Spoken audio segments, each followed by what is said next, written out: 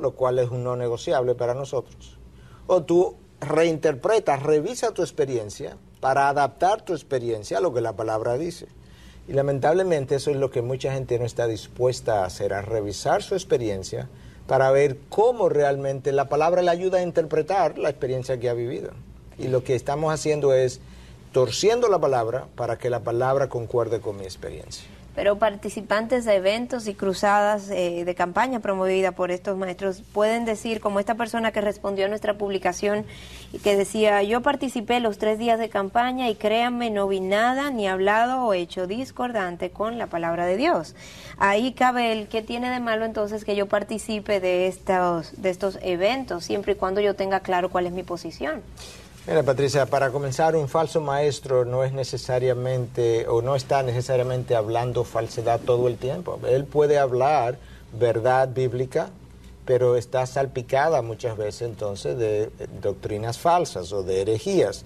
Es como que tenga... Herejías, Miguel, antes mencionabas el término también de herejías cuando debemos evaluar lo que son, y vamos a recordar a nuestra audiencia que son aquellas enseñanzas que son contrarias a lo que la palabra de Dios establece. Entendemos esto como la herejía. Así es, y entonces, mira, yo creo que es importante ver esto que acabo de explicar en una forma ilustrativa.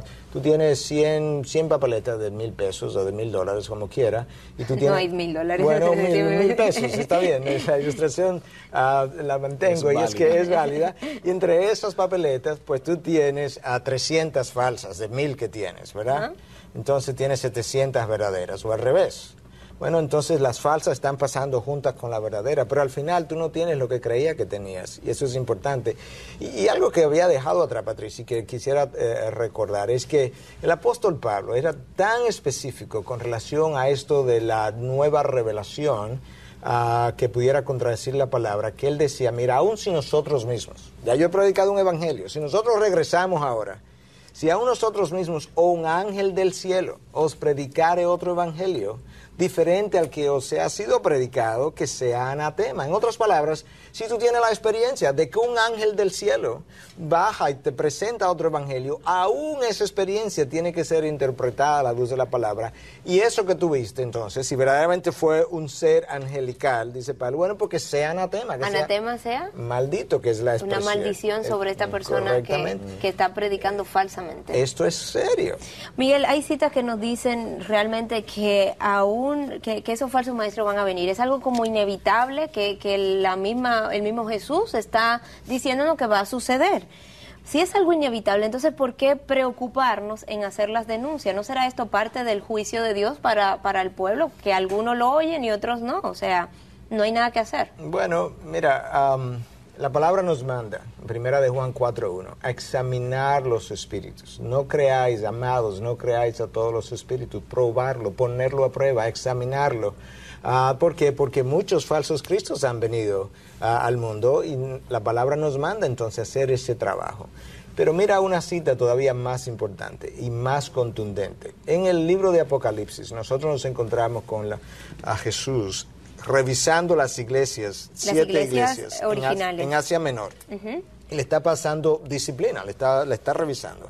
Cuando llega a la iglesia de Éfeso, congratula a la iglesia de Éfeso, pero mira la razón por la que Cristo congratula a la iglesia de Éfeso. Yo conozco tus obras, tu fatiga y tu perseverancia, y que no puedes soportar a los malos, y has sometido a prueba a los que se dicen ser apóstoles y no lo son, y los has hallado mentirosos. En otras palabras, lo bueno que la iglesia de Éfeso tuvo en esta revisión fue precisamente el trabajo que se tomaron en examinar a aquellos que se llamaron apóstoles y que no lo eran.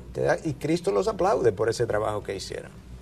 El punto aquí es la seriedad de las falsas doctrinas, a dónde llevan. El impacto que van a tener. Y aún en personas que están inquietas por su alma, dice el Señor, guardado de los falsos profetas, en Mateo 7 otra vez. Pero ¿en qué contexto lo dice? Precisamente después de haber dicho, entrad por la puerta estrecha, porque ancha es la puerta y espacioso el camino que lleva a la perdición. El contexto está en el hecho del llamado a entrar por el reino y no engañarse a sí mismo entrando por un cristianismo fácil, por un cristianismo cómodo, que evade las demandas de la fe, del fruto de la fe y del arrepentimiento. En Jeremías, una de las cosas que él dice de los falsos profetas, en Jeremías 6:14, es que curan con liviandad las heridas del pueblo, diciendo paz, paz, cuando no hay paz. Que quieren escuchar, que escuchan lo que quieren escuchar, lo que les resulta cómodo y que les resulta conveniente quizás a su realidad. Es propicio el momento para irnos a un segmento que en el día de hoy cobra muchísima importancia, el segmento de respuestas literarias, porque ¿cómo poder discernir si no estamos edificados? Acompáñenos.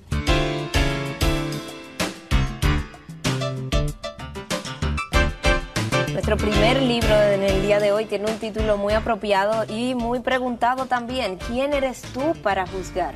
Sí, yo creo que este es un libro excelente, Patricia, porque hay un mal concepto en el pueblo de Dios que se piensa que no podemos juzgar por una mala interpretación de algo que Cristo dijo. Entonces, de ahí la pregunta, ¿quién eres tú para juzgar? Este libro hace un análisis excelente de varios tópicos y, entre otras cosas, dice cuando tú juzgas doctrina, cuando juzga los falsos profetas, cuando juzga los milagros, cuando juzga el neopaganismo, cuando juzga los espíritus, ángeles y demás. Y tiene una serie de 10, 11 capítulos diferentes acerca de cómo juzgar cada una de esas cosas. De manera que estamos recomendando ese libro con mucho interés y con mucho ánimo. El otro es más bien una especie de folleto, si tú quieres, y es algo para el ministro de la palabra. Lo que la Biblia dice, what the Bible says to the minister, al ministro acerca de falsa enseñanza, que él no debe hacer, de que él se debe cuidar. Una autoevaluación incluso a sus propias enseñanzas. Absolutamente, y de hecho el primer capítulo, el primer llamado es a que tú tienes que examinarte de que tú seas genuino. Y esa es la razón por la que estamos recomendando esto para ministros que puedan leer inglés. Lamentablemente no lo tenemos en español, pero yo creo que es sumamente importante.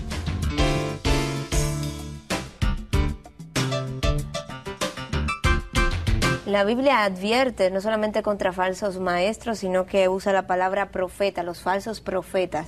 Y la pregunta que tengo aquí es, ¿qué califica, según la Biblia misma, a los falsos profetas, Miguel? Bueno, mira, te vamos a dar una sola cita, una cita que es del Antiguo Testamento, incluso de Deuteronomio. Mira lo que comienza diciendo, Deuteronomio 18, a partir del versículo 20. Pero el profeta que hable con presunción en mi nombre, una palabra, que yo no le haya mandado hablar, o que hable en el nombre de otros dioses, ese profeta morirá. Y si dice en tu corazón, ¿cómo conoceremos la palabra que el Señor no ha hablado? ¿Cómo lo vas a conocer? Si eso que él predica, continúa el próximo versículo diciendo, no se cumple, entonces tú sabrás que el Señor no ha hablado. Y la pena para eso era la muerte. ¿Te das cuenta cómo Dios considera esto sumamente serio? Muchas personas dicen, es que nosotros creemos en la Biblia precisamente.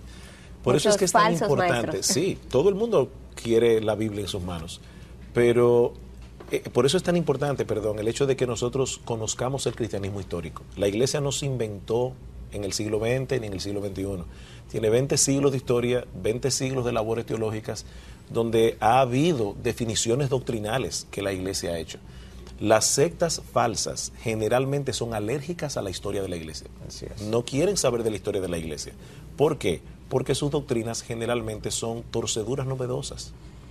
Que quizás en ocasiones se han repetido y vuelven y se resucitan una y otra vez. Se van reinventando, pero son las mismas desviaciones en los mismos puntos en muchas ocasiones. ¿Y quién inviste a un ministro cristiano como profeta, como apóstol? Bueno, mira, para comenzar, cuando Pablo le da a Timoteo los requisitos para formar el liderazgo de la iglesia, le habla de ancianos y le habla de diáconos, básicamente, obispos o pastores, que es básicamente la misma palabra traducida de diferentes maneras, pero no le da requisitos. Le dio los nombres de la estructura, digamos, de la jerarquía. Con la que la iglesia iba a continuar. No le habló de apóstoles, el oficio de apóstol había terminado. Cuando Judas se ahorca, quedó un vacío, por así decirlo, entre los 12. Y Pedro se levanta entre ellos. En Hechos 1 te encuentras ese relato, versículos 21 y 22. Y Pedro comienza a hablar de lo que ellos entendían que los requisitos que debía llenar el sustituto de Judas. Entonces dice, es necesario que de entre los hombres que han estado con nosotros desde el inicio, y luego agrega, y que haya sido testigo ocular de la resurrección. O sea, que tenía que estar desde el inicio y